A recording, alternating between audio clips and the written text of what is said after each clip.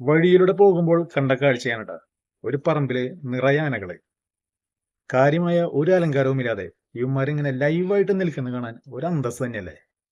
സത്യത്തില് ചെറിയൊരു പേടിയുണ്ടെങ്കിലും ആനയെ കണ്ടാൽ ഒന്ന് നോക്കി നിൽക്കാത്തവരുണ്ടാവോ?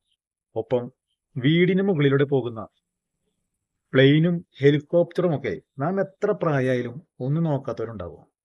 ചില ആളുകൾക്ക് ഒരു ആനയെ കാണുമ്പോൾ അവൻ ഇന്ന ആനയാണ് എന്ന് ഒറ്റ നോട്ടത്തിൽ പറയാൻ സാധിക്കുന്നത് ഞാൻ പലതവണ ശ്രദ്ധിച്ചിട്ടുണ്ട്.